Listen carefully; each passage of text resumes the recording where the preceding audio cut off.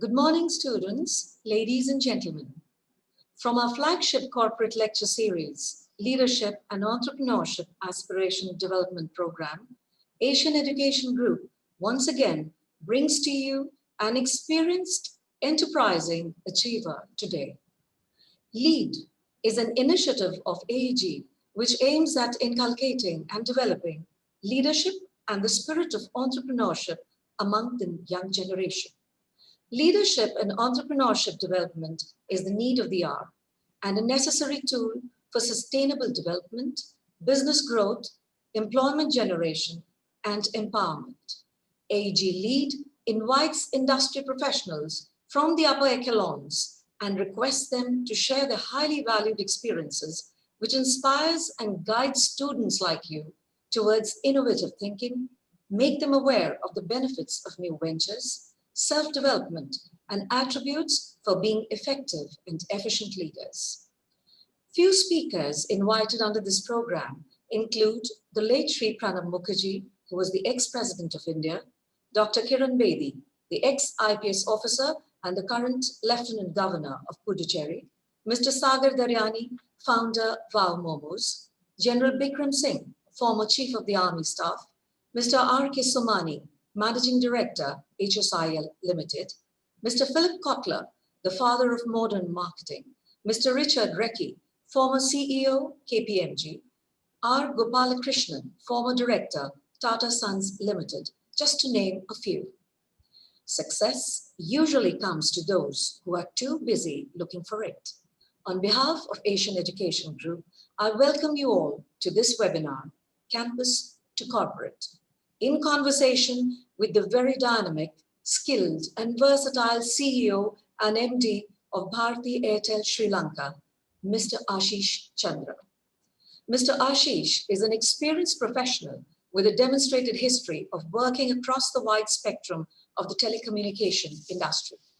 He brings with him over 2 decades of rich experience in the Indian telecommunications industry and in the past has worked in various leadership roles with India's top telecommunication companies.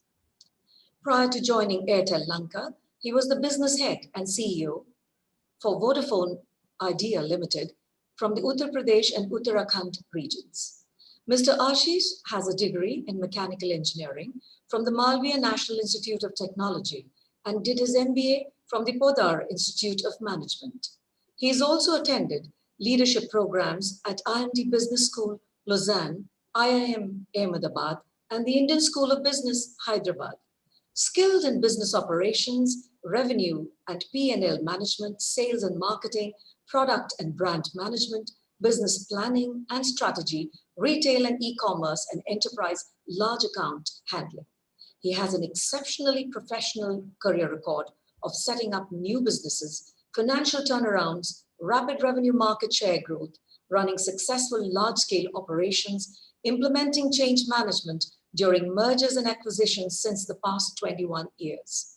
Mr. Ashish Chandra, we welcome you to this platform where we await eagerly to hear about your tremendous journey. I hand over the session to you. Thank you very much, Supriya. My pleasure to be among all the students here. And I always enjoy talking to the young budding managers who are going to take India to the next leap. And that is what I really get excited about when I got this invitation to come here and talk to you guys. And I think it's a duty of every manager like me to give the budding managers the tip, how can they be a successful managers in the years going forward. So guys, the way I have planned my talk today for about 20-25 minutes is giving you a perspective as what is that is the corporate looking at the managers and what are the skills that we want from the budding engineers, managers, the professionals who are coming and joining the workforce. So I'm going to talk a little bit about the change scenario because I'm sure you had been hearing it from many speakers and you had been hearing it from a lot of other people who come and talk to you. So in a current kind of a scenario, when we are running a COVID situation and the world has changed in last 6 months completely. If you really ask any one of us, could we have predicted this kind of a scenario ever in life? The answer is no. So it is an unprecedented time which we are living in. And this requires an unprecedented steps, even at our steps. So whether you are a management student or I am a management professional working in a different company, we need to relook at the future in a completely different light. And that is what I'm going to talk about for next 15, 20 minutes. And then I'm going to give you a little perspective about what exactly are corporates looking at from the managers who are going to come up from premier institute like yours. So guys, the world has changed. And what has changed in the last 6 months? If you really look at, there are two major changes. Or I can put all the changes into two major buckets. One bucket is people have got used to working from remote situations. That is something which is happening. And because I deal in telecom and we partner with a lot of corporates, connecting their customers, connecting their employees, connecting their offices. And what we have realized is that most of the corporates are planning that after the lockdown is over, not more than 50% people will ever come back to the physical offices. So this is virtually a demise of the physical offices which used to exist till about last year. Now, remote working, flexible working is something which is pretty much in a vogue for quite some time, but it has never taken up, at least in India or the South Asian region, the way it should have. So typically, if I give you a statistics till about few months back, not more than 5% to 7% of the employees at any particular day would work remotely. 93 to 95% people used to come to the physical environment and used to work there. Now, what we are expecting based on the trends that we are seeing and based on the demands that we are seeing from the customers who are coming and asking for a connectivity is that not more, depending upon the industry, it's an IT industry, people are talking about saying only 25 to 30% people are going to come back, 60 to 70% people are going to work from remote locations, if not home, at least the remote locations. To an industries which are much highly physically job oriented industries, still people are talking about 25 to 30% people to be working remotely. So that's one major change which is going to happen. Second big change which has happened in the last 6 months is that everything has gone digital. And when I say everything has gone digital, what it means is that till about 6 months back, and if I give you an example of a telecom scenario, only 20 to 25% people used to interact with us on a digital media. And when I say digital media, it is either the applications on the websites or they used to make payments through digital wallets and so on and so forth. At the peak of its COVID lockdown situation in South Asia, this figure of 20-25% has shot up to about 80 to 85%. That means 85% of the population of these countries have learned to do digital transactions.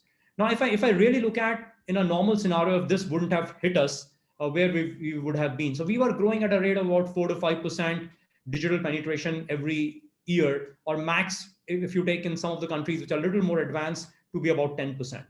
So anywhere I would give the kind of digital penetration we have reached now would have taken us about 6 to 7 years. So all of that 6 to 7 years has been now fast forwarded into 6 to 7 months. So most of the people are now used to digital, and so is the companies, and so are the customers.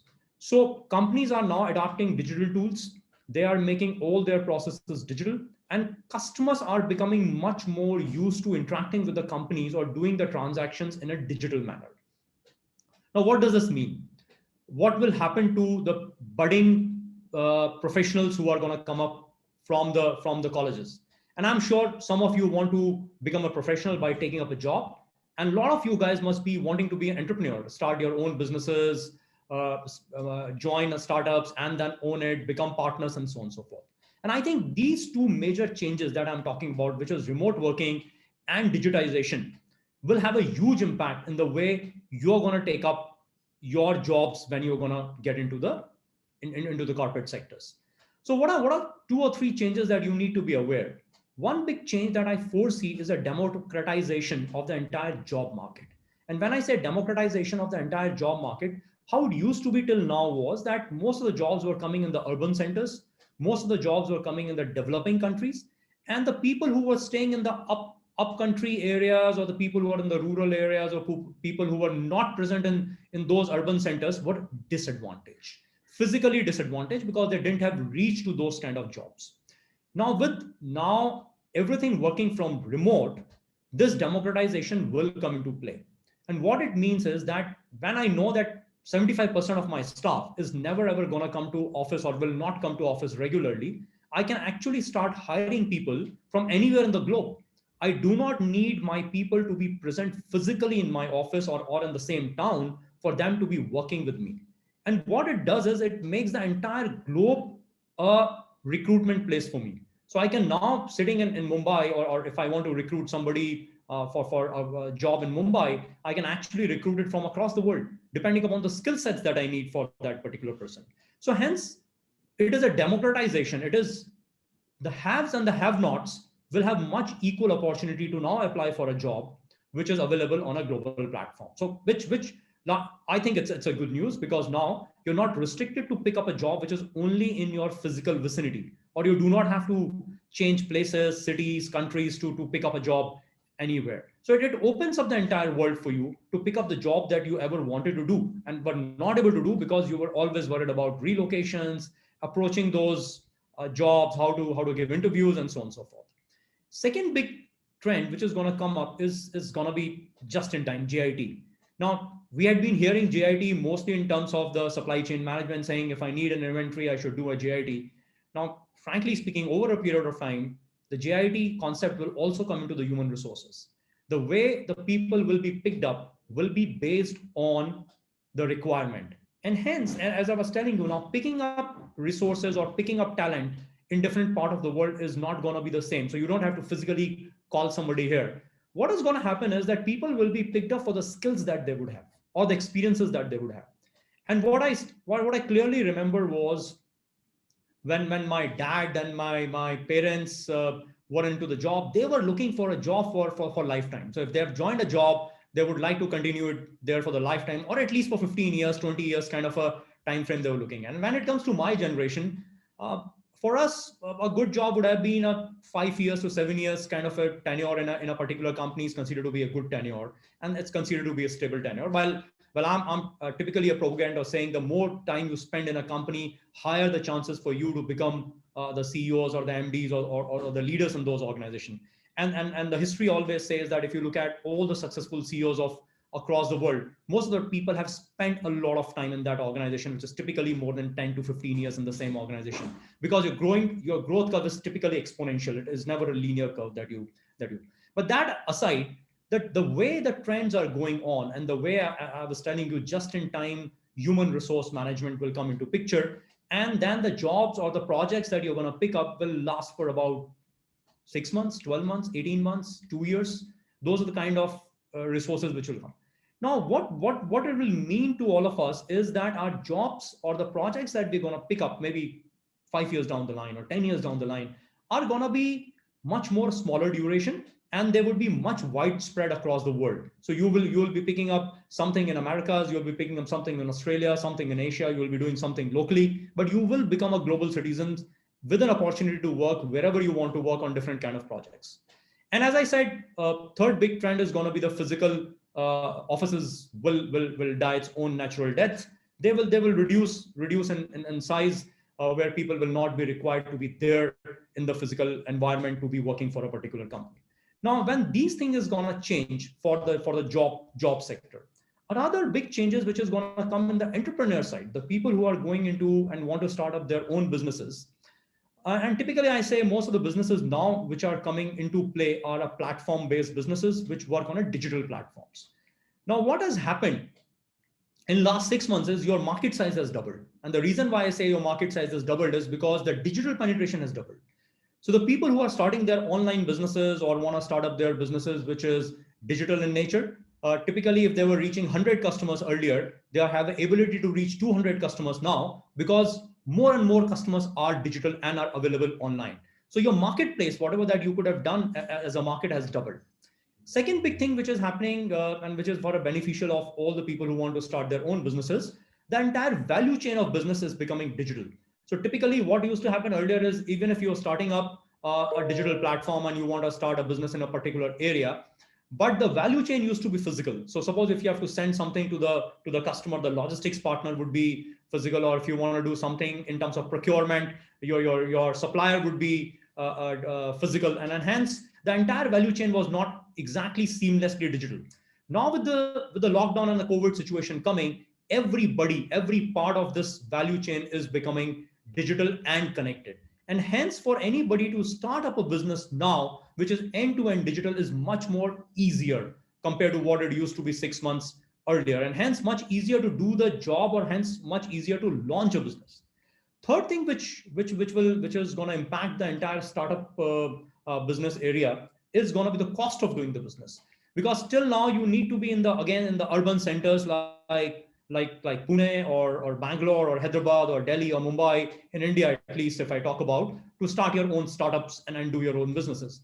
Now with everything connected and entire infrastructure of IT available to you in the B category towns, you can actually start up your business wherever you are.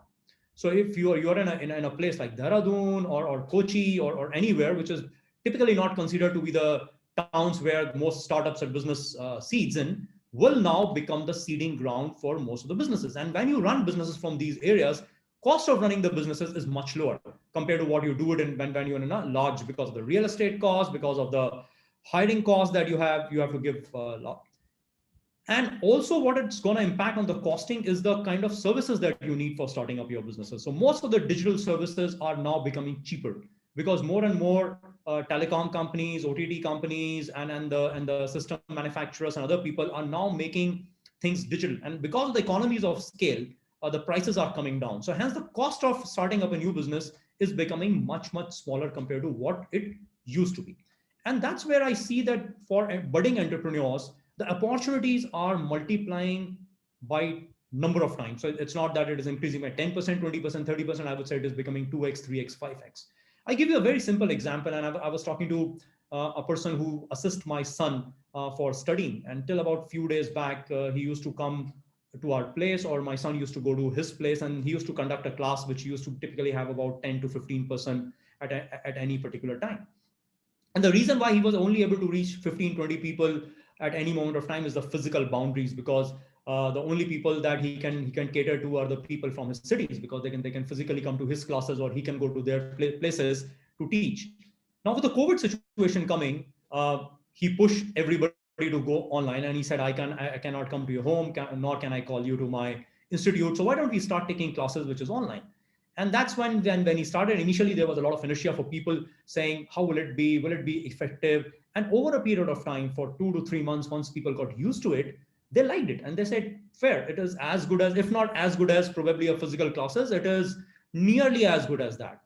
And as we speak, and I was talking to him a few days back, his base has increased to nearly about 70 odd people. So instead of teaching earlier 10 people physically one-on-one, now entire India is his playground. And he is now logged in people from Mangalore, he's logging in people from Mumbai, from Siliguri, and everybody coming into his digital classes. And he's actually now taking digital classes for computer science all across the country. And why across the country? Why not the world? And I'm just giving you an example what opportunities digitization will bring to the budding entrepreneur. Your thinking is the only limitation that you have if you really want to start the business. Now, and this is the scenario, what is going to build up, whether this is going to happen probably in next 1 year, will it happen in 2 years, will it happen in 3 years, is anybody's guess. And I cannot predict that when exactly this scenario is going to be. But the world is moving towards this. And if world is moving towards this, what are the skill sets as professionals do we need to develop so that we can capitalize on these changes which are happening? The first biggest skill set that I think that every budding professional should have now is the technical knowledge and the knowledge of the digital tools, which is very, very important. Now, when I say technical knowledge, don't get worried. I don't want you all to become the coders or all you guys to become experts in technology. What you should know as a professional is where can the technology be applied and how can that be applied. So typically, if I talk about the technologies which are doing rounds now, is a cloud, is Internet of Things, Internet of Systems, AI, machine learning, virtual reality, artificial intelligence, data sciences. Now, I don't want, and nobody can ever be actually expert in all these technologies. And we don't need experts who can code and run these technology. What we need are the people who understand what this technology is all about and how can it be applied to your area of expertise. Suppose if you're a finance guy, you should know how can artificial intelligence be used in different areas of finance, and what are the use cases happening across the world, and in the company that you're going, how can then you apply artificial intelligence or a virtual reality into this. Now, if the way we are talking to each other today, we are talking to each other on a VC platform.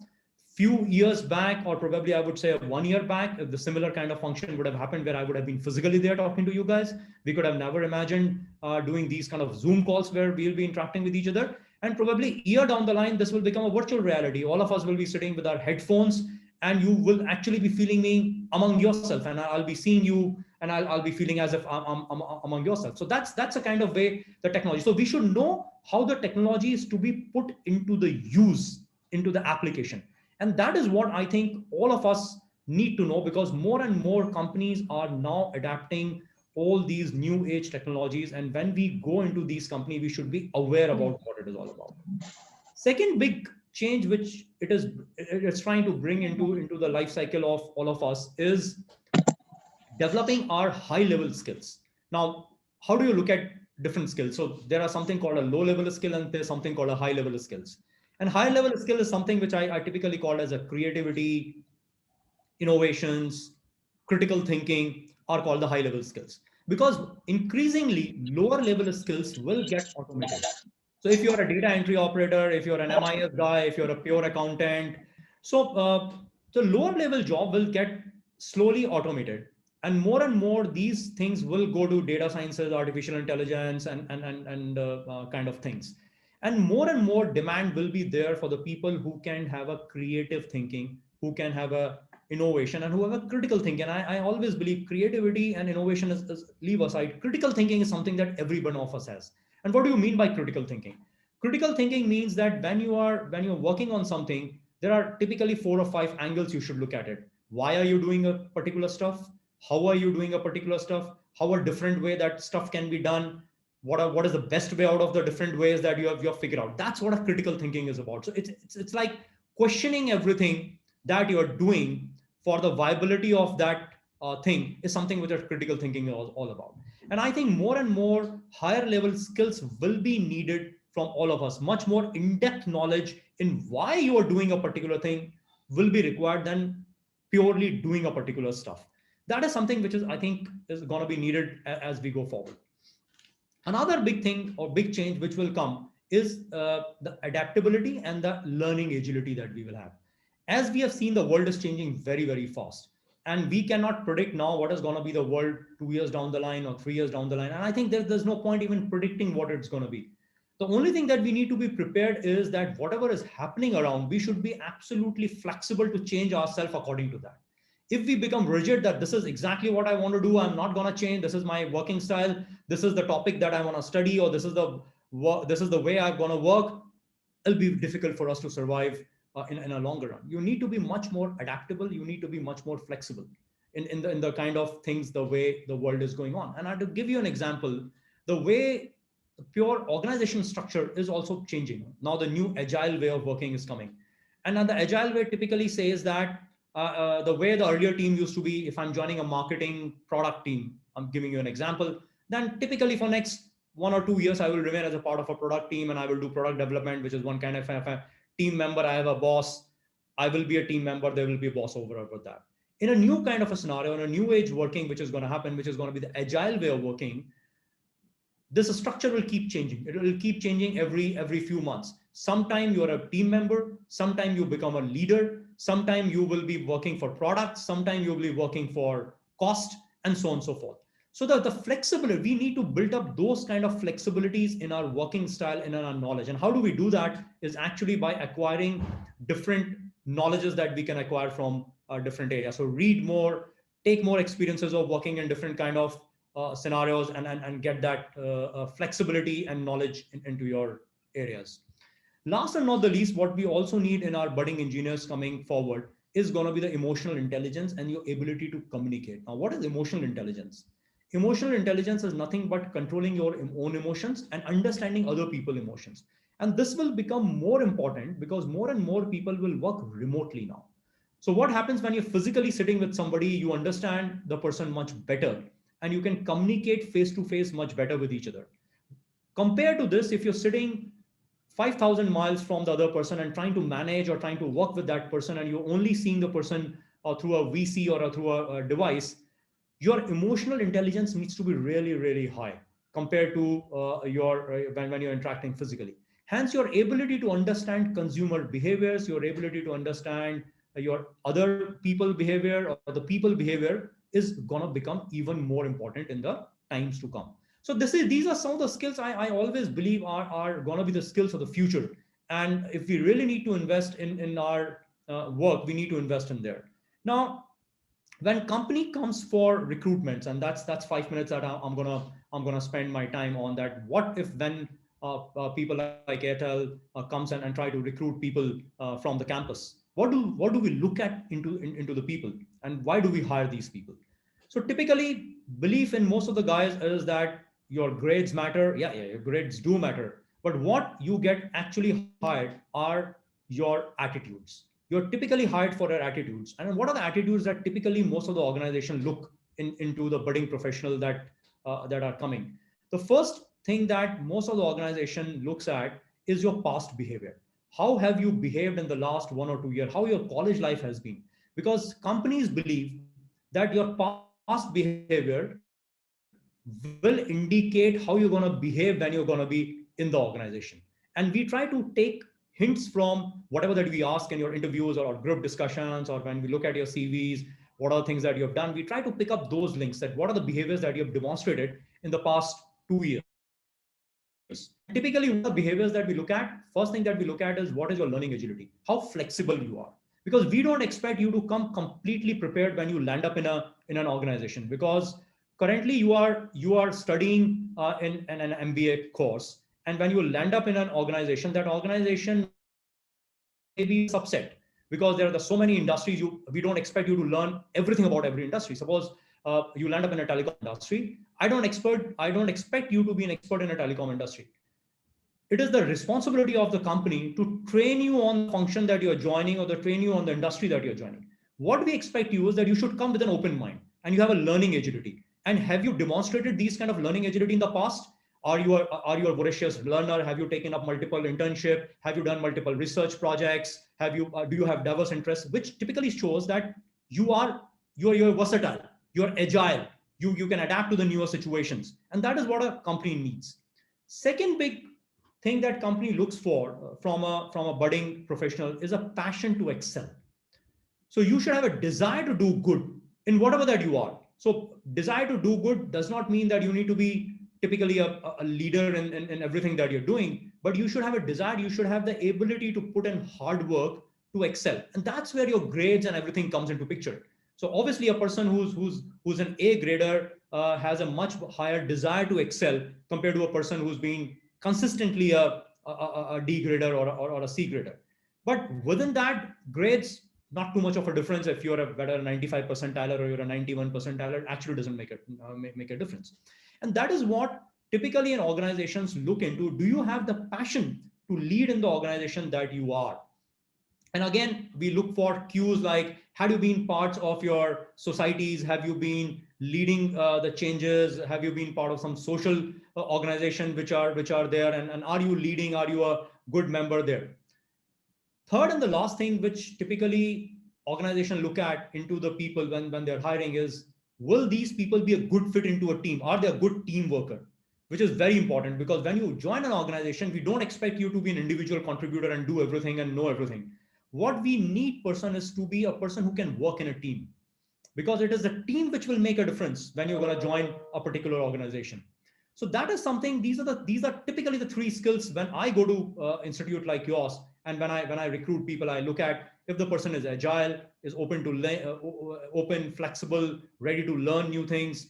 Does the person has a passion to lead, and does the person have a passion to deliver and to achieve great heights? And will this person work in a team pretty well in a team, and given an opportunity to lead, will this person be able to lead and in this environment? I would like to leave you guys with a one last thought, and which is something which I always believe is a very, very important thing for any budding professional coming into the organization, which is to find what you love doing. And I think this is the right time for you guys when you are in your college to actually identify what you love doing. Once you're going to land up in the corporate sector and you get into a line, yes, there are opportunities that you will have to change your line over a period of time, but it becomes difficult as you keep growing in your career. And the kind of hard work that is required to be done when you land up in a corporate world is very large. So you really need to slog if you really want to go to the highest echelons of professional careers. And to put in that hard work and still enjoy your life and enjoy your working scenario, you need to love the work that you're doing. And that is what I typically want all you guys to identify while you're studying. What are the areas that you like? Which are the industries that you like? Which are the functions that you like? Don't go by the trends. Typically, what happens is the report says these are trends, the marketing jobs are trending these days, and hence I should go into the marketing, or the finance jobs are high paying jobs, and hence I should get into the finance. Yes, they are important factors, but what you should do these days is that you should identify what are the kind of thing that you love doing, what is intrinsic to you. And then typically I give an example saying it's like reading a novel versus reading a textbook. You read a 500-page novel and you can typically finish it within a day and you don't feel a stress in reading a 400-page novel. Whereas if somebody asks you to read a organization behavior 500-page book in a day, I'm sure you will need at least 5 cups of coffee to keep yourself awake. And that's exactly a difference between when you do a work which you love doing, which is like reading a novel, or when you're doing a work because you're supposed to do it because everybody else is doing it, is like reading probably an OB book or any other book, which is a 500 page of philosophy that is there. And that's a difference. Hence, it is very important for all of us to identify early in life what we love doing, and then we should pursue our careers in making our careers in those areas, in those sectors. And you're lucky to be born in an era where the opportunities are in abundance. There's no dearth of opportunity in any line where you want to make your careers. And that's what I want to leave you guys with a thought. I'll be open to take your question if you have any question to ask about what the things that I talked about or anything else around that. So over to you, Supriya.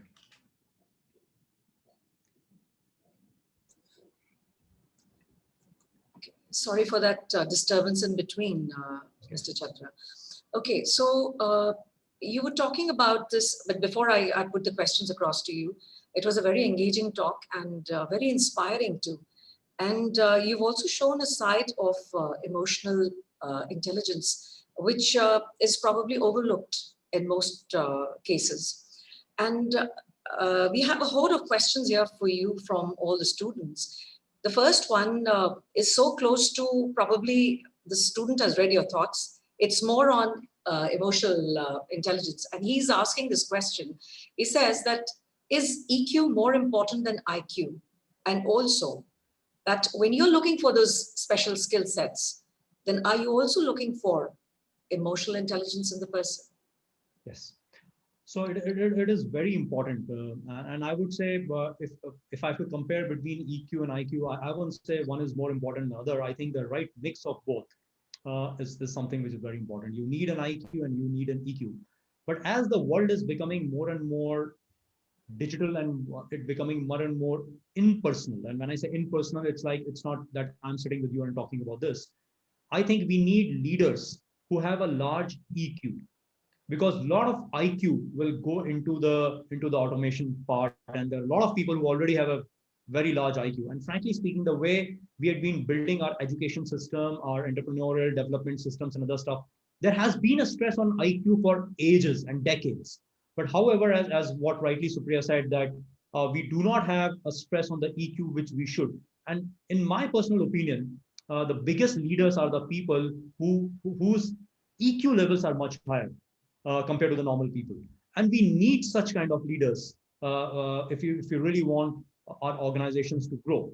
And we are definitely looking at EQ when we look at the interview. So we look at what kind of compassion do you have, do you consider, and that's typically what we see when we get into the group discussions kind of a scenario. It's to see that how social are you, how much control on the emotions that you can put in yourself, what is the kind of interpersonal skills that you demonstrate when you're there. So all this is very, very evident, and we definitely need people, given a choice between if there are two people who are typically equal on an EQ, IQ, the differentiator is EQ. And given a choice, if I would like to pick up a person from a college, I would like to pick up a person who has a very high IQ, EQ compared to an IQ. So EQ is something which is very, very important, guys. Yeah. Thank you for that answer. Entrepreneurs are as important in corporates as entrepreneurs. Do companies promote such employees who have entrepreneurial abilities? Yeah, absolutely.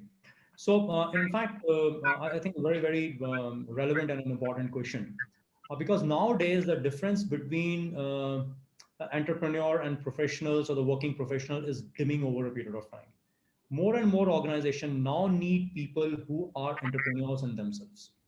Okay, and the reason for that is, as I was telling you earlier, the companies used to operate from a small 20,000, 10,000 square foot office where the owner used to sit and he used to see everybody working under their supervision, and things used to happen the way one entrepreneur or one manager wants to run the entire organization. From that scenario, it is becoming a completely distributed organization these days. And most of us are now working into different areas, into different countries, into different sectors within the countries. Now, what is needed is that everybody who's working in an independent organization or independent unit need to own that unit or need to own your work, and that is what companies are now looking for.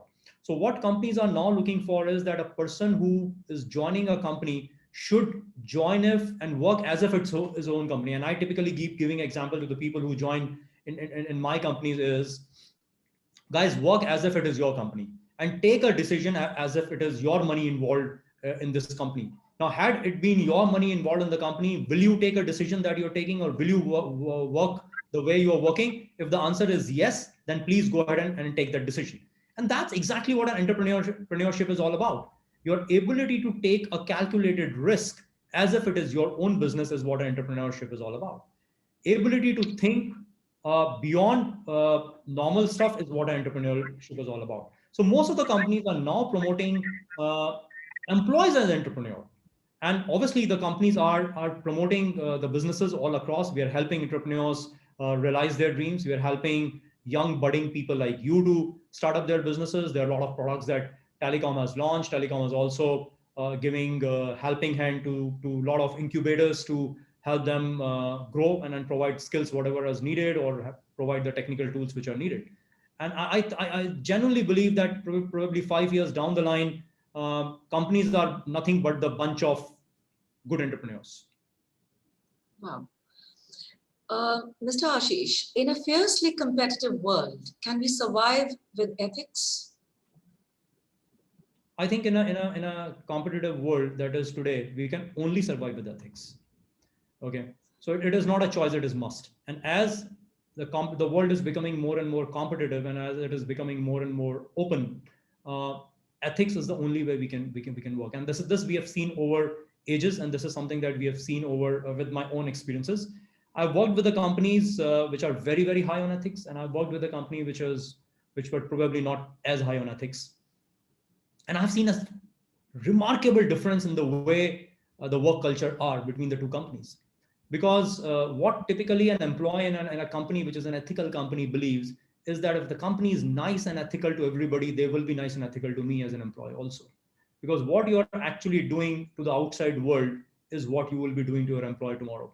Okay, and that gives a lot of the kind of working culture that you create in a company which is absolutely ethical is something. Second thing that I believe is that as an organization, especially the large organization, it is your responsibility to shape the culture for the country. And if you really want yourself to be seen and growing as the leader, whether you are an individual leader or you're a company as a leader, you need to demonstrate very high level of ethics. And in a long run, in a short run, yes, at times there are situations when you will land up in a situation where you think that there is a shortcut available which is not so ethical and which will give me a short-term gains. Yeah, there are situations you land up there, but that's where the strength of character comes, that you take a decision which is ethical and which will give you multiplied returns in a long run. So it is, and when you run a company, you run a company not for today, you run a company for tomorrow. Okay, and that's a decision that typically the leaders take, and that's how the leaders get evolved over a period of time. Yeah.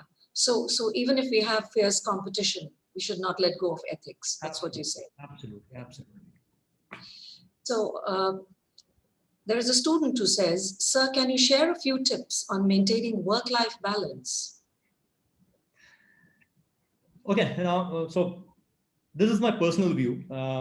I believe there is nothing called work-life balance. Okay, and in a current kind of a scenario, there's nothing called work and there's nothing called life. They're so intermingled with each other that it is it's very difficult to differentiate between the two. Now, and what is a balance for you may be a different definition for balance for me. For me, working 12 hours a day could be a balanced life. For you, working 6 hours a day can be an imbalanced life. Now, so what is a work-life balance? Work-life balance is typically whatever that you are comfortable in. That is what is a work-life balance is all about. And it is very individual choice for each one of you. And that's the reason I was giving you a tip where I said, identify what you love working. And if you're able to identify what you love working, there will never ever be a work again for you. It'll all be life. And I give you my example. This is one industry, and a lot of people ask me that you're sticking to this industry for the last 23 years now. And we've been with telecom for about 23 years. I've spent long times with different companies that I've worked with. And if you ask me today, I'm as motivated to go back to work on a Monday morning as I was probably 20 years back, because I really love the industry that I work with. I really love the work that I do. And for me, working on a Saturday or working on a Sunday, half a day is not a work. That's something that I do by my choice. So I'm not being pushed by my manager saying that you need to, Ashish, you need to work on this particular Saturday, you need to work on this particular Sunday, and so on and so forth, or you need to work late nights and you have to burn the midnight oils to finish a project and other stuff. I do it because I love doing it. And the day I will stop loving doing it, there will be a challenge of a work-life balance. So I always, if you really ask me, I always give a tip, which is saying, do a work which you really love. And if you ever land up in a job which you don't love doing, then please find a way to get into a job that you love, because that's something which is very important. Second is, once you're in a job, then it is very individualistic to each one of us. What is a work-life balance? And I typically say the way I balance my life is you should put some time for yourself. You should put up definitely some time for your physical activities, which is either you run or you play a sport, or you do something for your mental well-being, which is typically either you meditate, you read, you talk to people, you do something for your family, and you do something for the society that you're living in. If you're able to do all these things, these 3 or 4 things along with the work which you're doing, I think that's what a work-life balance is all about. And as individual, you decide what a work-life balance for you is. What a wonderful tip, actually. Okay, now we have a student, Tavishi. She'd like to ask you a question in person. Sure. Right here. Good morning, sir. First of all, it was amazing listening you. So my question to you is, every company has its ups and downs. With the emergence of Reliance Jio, a lot of companies were in tremendous losses. How did Airtel cope up with that? Okay, so look, if you really look back and then see what Geo did to the entire telecom industry, I think that's one of the biggest disruption which has happened in the industry as such. Not only in telecom industry, not only in India, it's across the world. This is one of the biggest destruction of its kind in an industry like telecom, which has never been seen as a. So typically, what happens in a large industries which are heavy capex in industry, which are heavy technology investor industry, the disruptions are very difficult to make. Geo made a lot of disruption, and the reason why Geo was able to make a lot of disruption is because the telecom industry had been going on a particular trajectory path, and they were not reinventing themselves. And Geo identified a niche which was being left open by the existing telecom sector. And these niches were like the lack of simplicity. There was a lot of complication in the products which used to exist. The costings were very high. The telecom companies were operating with a legacy processes system. Digitization was not there. These were some of the lacunas that industry was living with, and because there was not a lot of a challenge to this industry, people were living and they were making money. And what Geo did was they came and disrupted the entire industry on these factors. So they introduced something called Unlimited, which was the simplest possible product. You don't have to worry what you recharge and do that stuff. They digitized everything, and they forecasted that data is going to be the new thing for the customers, and hence they invested heavily into building up a 4G network. Now, this has happened in the past in a lot of industries, and typically we read examples like Kodak, we read examples like Nokia, when the companies, they refuse to change themselves and they perish. And in this particular kind of a scenario, I think Airtel was very agile and we learned very soon from whatever was happening. We were very close to our customers. We were listening to customers and we were seeing that what is a customer requires. And that customer started choosing Geo is a typical indication is that what they were doing is something what customer wants. And you need to be absolutely humble to accept that yes, something that we were doing was not right and we need to change ourselves. And I think we had that humility to accept that change that we need to bring in ourselves. And we quickly reconstructed ourselves, restructured, re-engineered our processes, re-engineered our products, and came back with a bang. And if you really look at the past few quarter results, now our growths quarter on quarter, whether it is customers or revenues and other stuff, are typically at par with any other company in the industry and probably better than some of the other established companies. And that is what I always believe in. That if you're glued to what your customer wants, and one thing that we always kept dear to ourselves is that we will make the businesses as per the customer demand. We will not make customer adjust themselves to our ways of doing working. We will adjust our ways of working depending upon what customer demands are. And customer has always led us, and we have always adapted ourselves to the customer, and that's what I think made us what we are today. Thank you, sir. Okay, so the next question. COVID-19 has raised the efficiency expectations of most of the companies. And that's probably what you were also saying. A very troubled question comes from one of our students. How can a fresher who's not that experienced cope up with these expectations? I think a very, very relevant and important question. And let me tell you guys, don't burden yourself with the expectation that people have on you. Okay. And frankly speaking, and I'm saying truly to you guys as a business leader of a large organization, we don't expect our freshers coming into our organizations completely attuned to what's happening. And then we don't expect them to work 24 hours. We don't expect them to come completely prepared for the situation. And as I said, we only expect our people to come prepared with an open mind and with a passion to work. That's all we need. Passion to learn, passion to work, come with an open mind to learn. That's all we need. And truly what I'm telling you is what I believe and what I've seen across happening. So first of all, don't burden yourself saying the world is changing. I need to do this. I need to do that. I need to learn that. And I need to do that. No, nothing. Identify the niche that you want to get into. Invest your time into that particular niche that you want to pursue your career, learn more about it, meet more people into that industry. So to give you an example, like suppose if you want, just for example, if you want to pursue like a career in marketing in telecom company, then what you need to do is identify some other telecom companies, try to find who are your seniors who are working in those telecom companies, try to understand from them what is working in those telecom companies are like, what are the kind of skill sets which are required to be done there. Do your internship there. A lot of telecom companies and other companies are now making projects, online projects available to the budding professional like you who can contribute and learn on the way. Do those kind of projects. LinkedIn is available. Link up with the people who are from the same industry. Try to call them for the talks, or if the talks are not happening, then talk to them one-on-one. Be a part of industry forums. There are multiple things which are available now to prepare you for the future in that particular line. And don't burden yourself. Identify your niche and work for it is what my pitch to you is. Yeah. Okay, so this question says, sir, can you give us a few tips to gain problem-solving attitude during our studies? Probably he wants to say during our student life. A problem-solving attitude.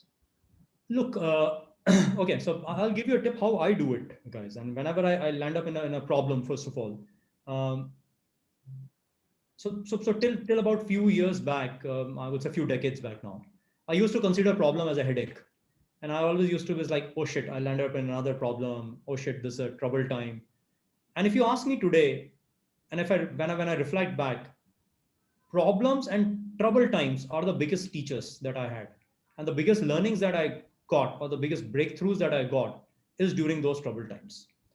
And I've devised a method for myself, which I follow and which I can share with you guys.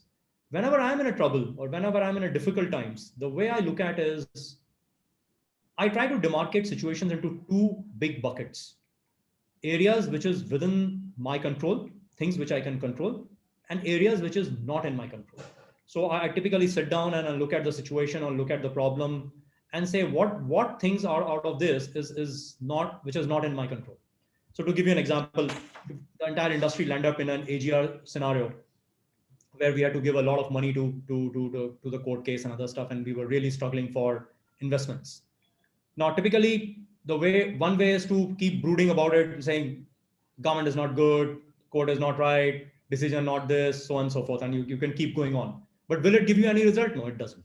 So those are the things which are not in your control. And same thing happens in our day-to-day life. Also, you'll land up in a situation where things are not in your control. So first step is don't think about things which are not in your control, because your thinking will not help. Then identify the things which are in your control, because in every situation there are some things which are in your control, and make a detailed plan on what you're going to do in the things which are in your control, and then follow those plans, whatever plans that you've made for yourself. Just stick to those plans, and that is all you can do about a situation when you are in trouble or you're in a problem. And that's something that I have personally followed in my life and always given me good results. Mr. Ashish, we have Tanya waiting to put her question across to you. Sure. Good afternoon, sir. It was a great opportunity to learn from you. So my question is, as you have worked in senior position in many reputed companies, so what cultural changes you have find, and how you manage to be best in all the situations? So Tanya, a very, very important question, and I think this you realize once you're 10, 15 years in an organization in the corporate world. And there's a saying that I think Michael Porter had, that culture eats strategy for lunch. Okay. And if there's any one most important thing that exists in an organization, that is a culture of an organization. Okay. And it is very important for an individual who's working in an organization to be in the right cultural fit. Because if you're not in a right cultural fit, if the culture is different from what you would like to be, then the life becomes a little bit of a drudgery, and then you don't enjoy your stay there. So one, it is very important that before you join an organization, you should identify what kind of a culture that organization has. And that's when I said typically that talk to the people who are working in those organizations or those industries. You will identify the culture. To give you an example, I landed up in a situation in my life for about 2 years when I landed up in a company where the culture was absolutely different. While I was doing pretty well in that particular organization, but that organization was not a people-centric organization, and the organization used to consider people as machines. And for them, it's like, I bought you, now you do what I want you to do, and then because I pay you, you're my slaves. And then kind of a culture, or underlying culture was something like that. Whereas I come from a belief that people are the biggest resources a company can have, and the best, and then every employee, whether the person is a new entrant or the lowest rung of echelons of corporate world, needs to be as much respected as the CEO and the MD of the organization, because the human respect is paramount. And when I landed up in this company, while I was doing pretty well in terms of my professional growth, I was having growth every 1 year, and I was doing pretty well recognized and everything. But somewhere there was a disconnect, and I cannot live in that organization where every day I'm living with a disconnect of a culture. And I had to finally decide that I can't work in this organization, and I really need to move on from there. So I think it's very important that you have to be in the right cultural fit. So you can't change the culture of an organization till the time you're at the top. So while if you're at the top, you can change, because culture is nothing but the how the top management behaves. That's what a culture is all about. So till the time you reach in that top 5% of an organization, difficult to change a culture of an organization. And this is typically for a budding professional like you. Probably when you enter an organization, you do not have the power to change the culture. So the only power that you have is whether to join an organization or not, if it is not a good cultural fit for you. Till the time you reach a reach an organizational level where you can make a difference, or you can make a difference when you join an organization, but you can't change the culture altogether. Okay. So till the time you have the power to change the culture in the organization, you should always look whether it is a good fit for you or not a good fit for you. And I always propose that don't join a company where you feel a disconnect with the culture of the company. Thank you So, so much. yeah, so beautifully expressed, Tanya. I hope you're satisfied with the answer. It was like looking at culture through a magnifying glass. Yes, Wow. ma'am. So, another question that comes up for you, Mr. Ashish, is what leadership qualities should we have to go up the ladder in our jobs? Very simple answer that I want to give you. There are two things that we need: hard work and resilience. And typically, a lot of people expect answers which are saying much more technically jargon things, but I put there are only two qualities that you need really to succeed in in your careers apart from your functional knowledge. One is a hard work. I don't know how many of you guys have read Malcolm Gladwell. Malcolm Gladwell says that you need at least 10,000 hours of work on a particular area to become a master in that area. Okay. And unless and until you put up a 10,000 hours, you don't become a master. So what it typically says is that unless and until you work hard, plain, simple, meaningful hard work is what is needed if you really want to become a successful in anything that you do. Whether it's a professionalism or it is entrepreneur, or is it teaching, or is it whatever that you want to do. You need to put plain, meaningful hard work to grow. And a lot of people typically relate success with talent, genius, and they typically say, "This guy is successful. He's a great genius. I worked with him. This guy has a great talent, and he has become a probably whatever he is." And to give you an example from sports, and I'm sure you must have all heard about Sachin Tendulkar. And when you say genius or a talent in cricket, the first name which comes in our mind is Sachin Tendulkar. I don't know how many of you guys know that Sachin has put in his net practice the number of hours before he played his first test more than any other cricketer will put up in his entire life. So he has practiced as much before he played his first test ball, the practice that other people do. So it is pure hard work which leads to genius, or it is the pure hard work which leads to talent. And that is something which is very important. Second big important thing in life and in corporate world or in life, I would say, is a resilience. And resilience is ability to bounce back from a failure. Now, typically what happens in our lives for the first 20-25 years, we'd been groomed in a protective environment. So we had been like, you'd been with your parents, when you're in college, your teachers are there and everybody is there to protect you out. Once you're gonna be in the corporate world, the world is gonna change, and the life is not bed of roses always. There will be pitfalls which will come. There will be times when you will fall. There will be times where there will be failures. There will be times when you will feel low.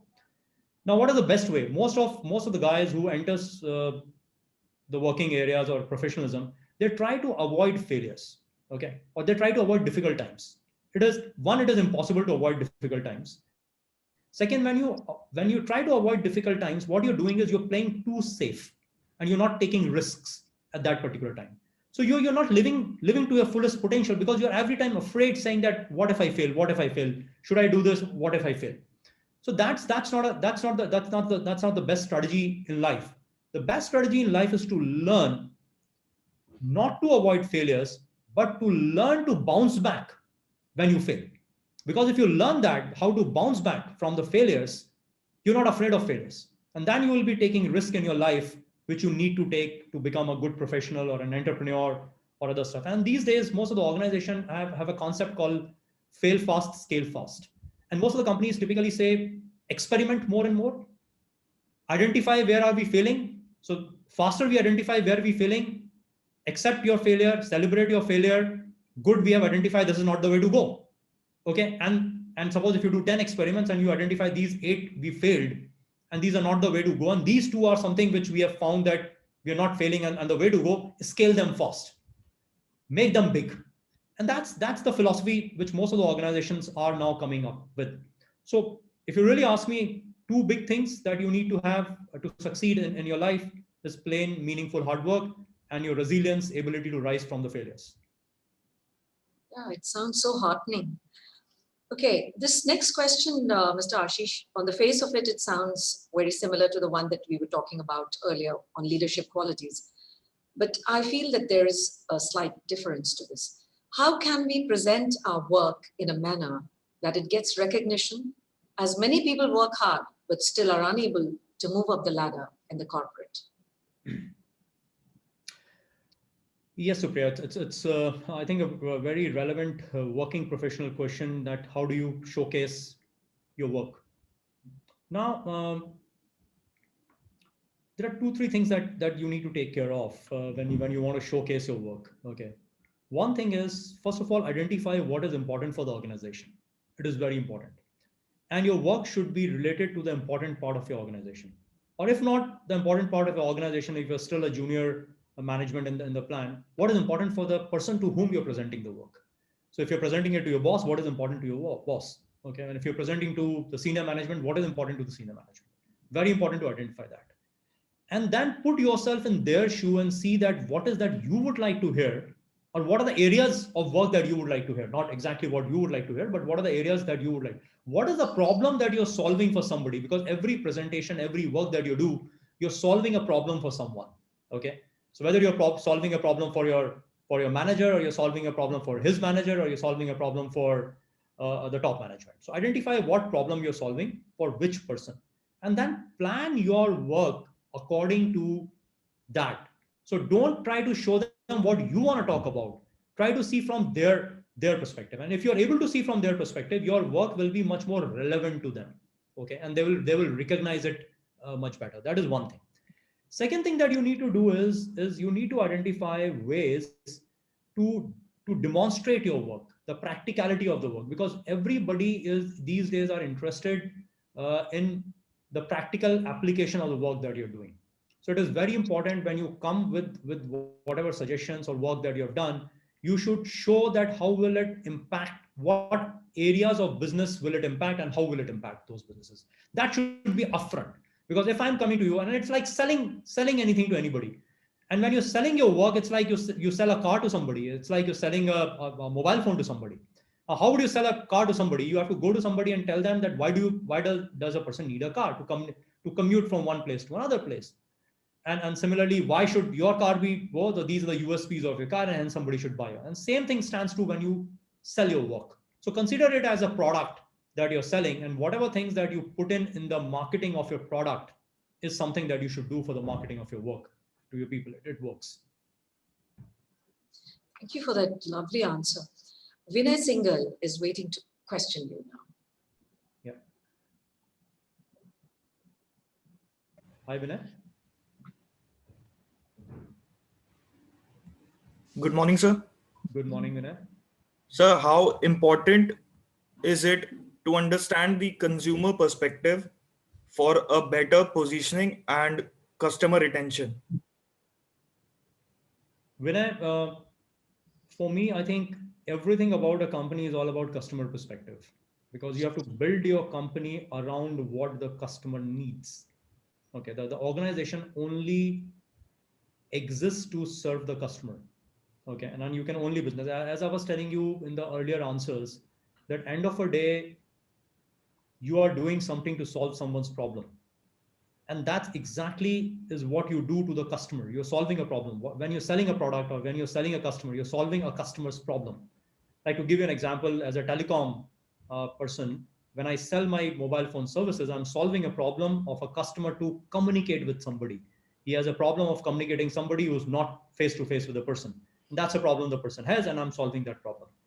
So first of all, it is very important to identify what problem are you solving, or what solution are you giving to the customer. And then you have to identify that how will you give this solution which is conducive to that customer. Okay, is that person able to afford that solution? And that's what the 5 P's of marketing, or the 7 P's comes into the picture. We're saying, and everything should be around customer, saying what my distribution channel should be. Is this the right distribution channel to reach this customer? Is this the right communication channel that the customer will listen to? Is this the right language that I'm using that the customer will understand? Is this the right pricing that a customer can afford, which I'm targeting? So everything is about customer, if you really look at. And hence, when you talk about positioning your product, you need to identify what kind of a segment that you're going to have and what position that you want to build up for your work. But it's everything is all around customers, guys. That's what I want to leave you with.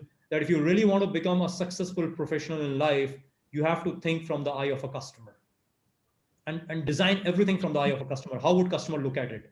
And the best thing to do that is put yourself in customer shoes, saying, had I been like this, if this is the product which will come to me, will I buy it? If this is the way company is going to talk to me, will I listen to them? If this is the company is going to behave with me, will I do business with them? Put yourself into the customer shoe and just listen and feel. How would you feel? And you can't be too wrong about it. That I can promise you. Thank you, sir. Mr. Ashish, a very pertinent question is coming your way. The student wants to know, he says that the current scenario of the telecom industry is very turbulent. How do you feel that Vodafone Idea merger shall impact it? So look, at the time, and we talked about it, when Jio came into the picture, they disrupted the entire industry. Okay, now different companies took different approach to fight that disruption, but it was a large disruption. And this disruption needed change of business model. It needed large investments to be done in the market. And different operators followed different strategies. So typically we saw three different strategies we came. So Airtel followed a strategy where they invested and they drew in their partners and they got money from outside and they invested and they expanded. Okay. The second strategy, which was being adopted by a lot of operators, which was exit strategy. So players like Tata, Airtel, Videocon, MTS, they said we can't fight, we can't invest. It's not profitable for us. Vodafone Idea, which was the number 2 and a number 3 player in the country, followed a strategy which was typically saying, let's merge, let's put in our resources together. And then with the combined might of both the organization, let's fight in the market. And I was fortunate enough to be in Vodafone Idea at that particular time. So I've lived this entire integration strategy when I was in Vodafone Idea. And I've seen it from inside. Now, mergers are not something which is very, very easy to do. And as you read in the newspaper, the expected performance from Vodafone Idea is not up to the mark as what was the industry was expecting or what was being projected. And the biggest reason for that was the one thing that I talked about earlier, which was culture. The culture of the two companies were very, very different. And it took really some time for the company to merge the two cultures and come with their own cultures, because the two were very, very different kind of a organization in a cultural setups. Now, having said that, it took them about 2 years to put all things in place. And they are pretty much, if I look at the results, current results, and what I keep getting as a grapevine is they're pretty much back on track. And the worst times are over for them in terms of their networks being integrated. Their other things are pretty much on place. And I think they can be a good, strong number 3 player in the India market. And frankly speaking, if you ask me, in our current times, we do need 3 players in the market. And it is always, a lot of people consider competition to be bad. I believe the optimal competition is something that you need for the industry to grow. And this is something that we have seen in telecom in the initial days. Till the time it was a duopoly telecom, which was only 2 players were allowed by government as a license. The industry was growing at about 10 to 12% CAGR. And the moment government opened up 8 licenses for a telecom operation, the industry CAGR shot up to 30%. And so it is also good for the industry to grow and also for the consumers to have a choice to have at least 3 operators in any industry to be there. So I genuinely believe that Airtel, Jio, and we are the 3 companies which should exist in this market for the industry to grow and for customers to have fair choice among themselves. And I'm pretty confident that in a market like India, which is a large market, all these 3 operators can succeed and can make money. Coming to the last question, Mr. Ashish, is India ready for work from home culture? Do you see a major change in industry functioning in the new normal? Yes. So first, let me tell you, is India ready? So let me also tell you that we don't have a choice. Okay. Because that's the only way to work. And at a lot of times, I think sometimes you're pushed to do something which you're not ready to do, and then you realize, oops, I was missing something good. Okay, and that's exactly what the work from home is all about. And I'll give you an example. When I was like pre-COVID situation, I was one guy who was pushing a lot in my organization to let people go on a flexi working styles, which is saying you want to work from home, you want to come 3 days a week to the office. Why do you have to like? And I was working in Delhi at that time, and in Delhi commute is a big problem. So it's like every day on an average, every person used to spend about 2 hours commuting only, 2 to 2.5 hours, 3 hours. And it's like a loss of a productive time. 3 hours every day, 15 hours a week, you're just wasting on commuting. It's a loss of productivity. So I was pretty much a propaganda of saying that if you can work from home and you can save these 3 hours, and you can put even 1 hour out of that for a productive thing, it's a nearly about a 20% increase in your productivity or results. People were not ready for it because we were not used to it. We had been used to face interaction for ages and decades.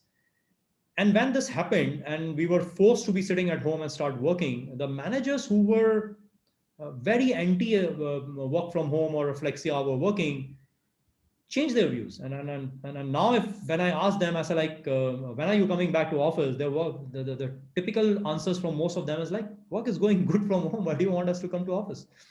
So anybody who's experienced this is something realizing the power of it. And I think India is pretty much ready from two perspectives. One is from an infrastructure perspective. I think a lot of investment that telecom companies and government has done into providing those infrastructures, even into the rural areas, because urban always used to have a fantastic infrastructure. There was a lack of infrastructure in the rural areas, and now last 6 months, telecom companies and government has invested a lot in building up infrastructure in the upcountry markets. So infrastructure-wise, I think we are I would say 80% ready, 20% more to go. Which will happen in the next 6 to 8 months' time. Culturally, I think we have come a long way. So it's pretty much an acceptable norm for all people to work from home.